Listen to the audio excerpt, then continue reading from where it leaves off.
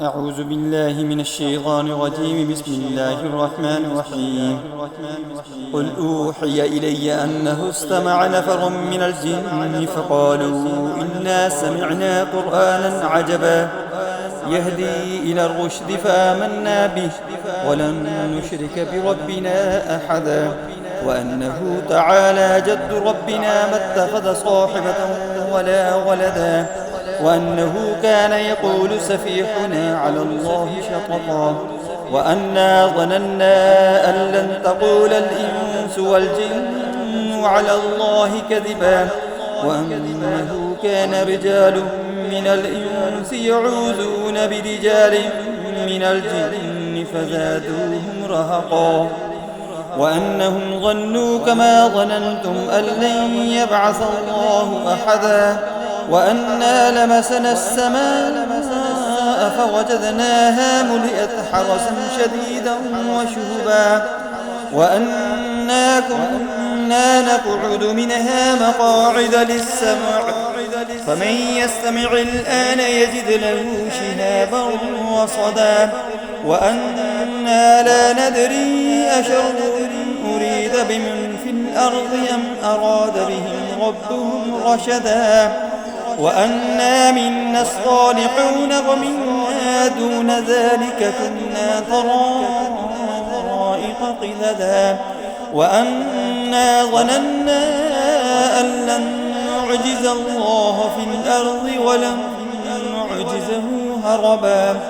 وأنا لما سمعنا الهدى آمنا به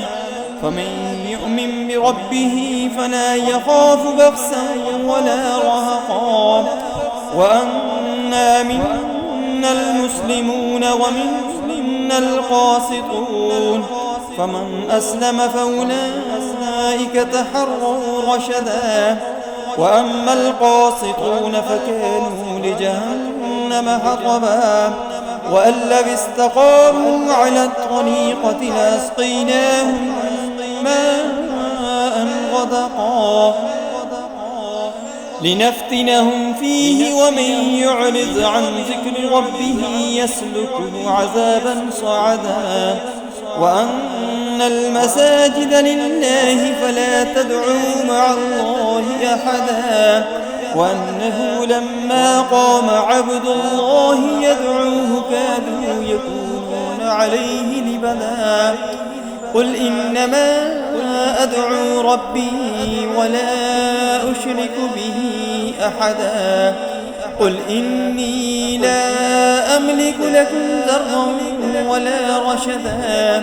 قل إني لن يجيرني من الله أحد ولن أجد من دونه ملتحدا إلا بلاغا من الله ورسالاته ومن يعص الله ورسوله فإن له نار جهنم خالدين فيها أبدا حتى إذا رأوا ما يوعدون فسيعلمون من أضعف ناصرا وأقل عددا قل إن أدري أقريب ما توعدون أم يجعل له ربي أمدا عالم الغيب فلا يظهر على غيبه